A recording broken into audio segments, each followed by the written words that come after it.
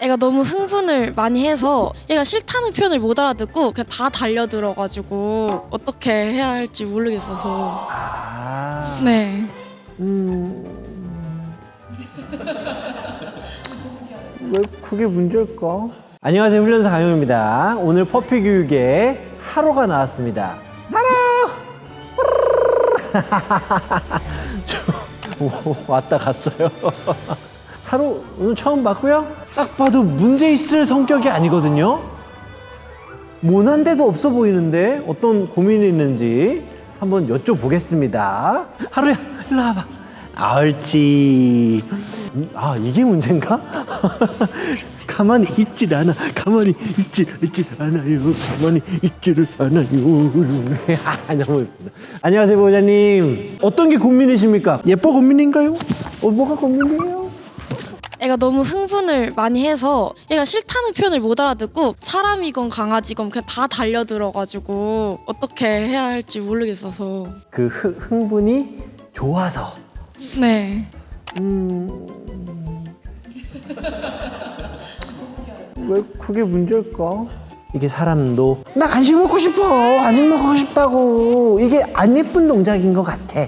근데 일생에 어떤 시기엔 누군가한테 이런 것도 해봐야지. 그렇지 않아요? 지금 해요, 안 해요? 아, 누가 네? 해요? 아직도 해요? 제가요? 응. 하루 얘기한 줄 알고. 어렸을 때 우리 엄마나 아빠한테 하잖아요. 뿜어낼 땐 뿜어내야 되거든요.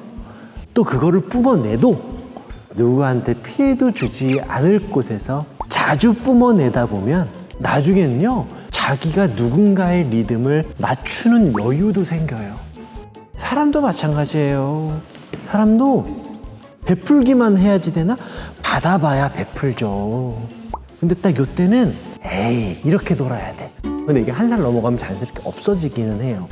옆에다 줄을 매면서 간식을 주면서 내 옆에 있는 건 좋은 거야를 가르쳐 줄 수 있는 개들이 있는가 하면 지금처럼 멀리 있다가 조금씩 나한테 가까워지는 개들이 있어요. 근데 쟤는 후자인 것 같아요. 이렇게 놓아줘야 돌아오는 개들이 있어요. 얘가 그렇거든요. 놓아주면 중간중간에 보호자를 보고 나한테 오는 이 경험을 훨씬 더 많이 쌓아놔야 나중엔 내 옆에 자연스럽게 있는 개가 될 타입의 개예요. 한적하고 아무도 없는 곳에서 돗자리를 깔던 의자를 놓고 앉아 계시고 얘 풀러놓고 오면 간식 주고 가면은 가고 그러다가 또 하루야 나 다른 데로 간다 라고 하면서 나 다른 데로 가고 그럼 얘 따라오겠죠. 그러니까 그러면서 지금 갖고 있는 에너지를 다 쏟아내는 경험을 몇 차례 해야 돼. 많이 해야 돼. 질문 또 있을까요, 혹시? 쓰다듬을 때도 사람 손을 계속 물어가지고 장난식으로 무는 게 아니라 진짜 그냥 힘껏 물어서 피도 나고 상처가 너무 많이 나서. 무는 것을 멈추는 순간 불안감이 올라가는 나이대가 있어요. 딱 저 나이대가 그래요. 지금 딱 저 나이 때 자기 몸을 만지면 짜증내 하는 애들이 있어요. 그리고 지금도 보시면 이렇게 하다가 이렇게 하면 폴짝폴짝 튀네. 근데 저 때 강제로 만지거나 둔감작을 너무 강하게 하면 관계가 깨지기도 하거든요. 보호자님 조금만 참으시고요. 참으시고 만지는 거를 그냥 하지 마세요. 손냄새 맡게 하는 게 단 거예요. 자기를 그렇게 만지는 걸 평생 싫어하는 개들이 많아요. 그럼에도 그럴 기회들이 있어야 되니 요렇게 먹이 주면서 요런 것만 해보세요. 아, 내 개는 내가 상상했던 스킨십을 하는 개는 아닐 수도 있겠다라는 걸 받아들이고 포기하는 게 빨라요. 그런 거예요. 또 궁금한 거. 바닥에 떨어진 이물질을 자꾸 먹어가지고 그게 고민이에요.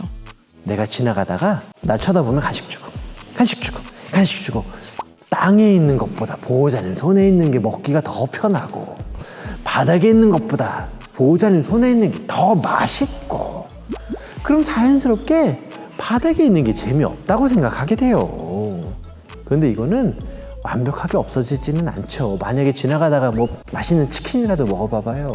그런데 많이 완화되고 도움이 될 거예요. 그리고 또 하나, 이때 보호자님들이 좀 스스로가 예민해서 아무거나 먹을 때 내가 못 견뎌하는 분들이 있어요. 바닥에 야 담배꽁초 안 된다니까 돌을 왜 씹어 이러면서 입에 있는 걸 족족 벌려가지고 빼는 분들이 있거든요. 그 개들은 분명히 소유 공격성으로 갈 가능성이 커요. 소유 공격성이 뭐냐, 뺏지 마, 내 거야, 뺏으려고 그러면 물 거야까지 넘어가는 애들인데, 근데 입에 뺏는 거를 하면 안 돼. 내가 만약에 핫도그를 먹고 있었어요?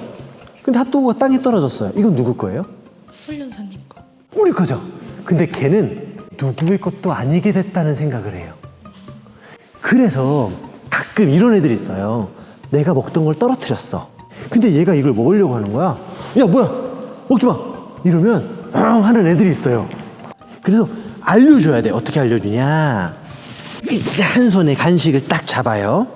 이 손에 있는 건 못 먹지만 다른 손에 있는 건 먹을 수 있어.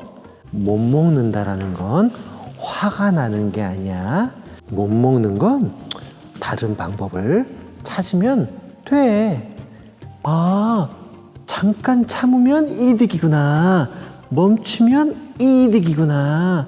그런데 스피츠, 뭐 포메라이언 이런 조금 욕심이 많은 애들은 이 개념을 이해하는 걸 살짝 어려워해서 아기 때 많이 해줘야 돼요.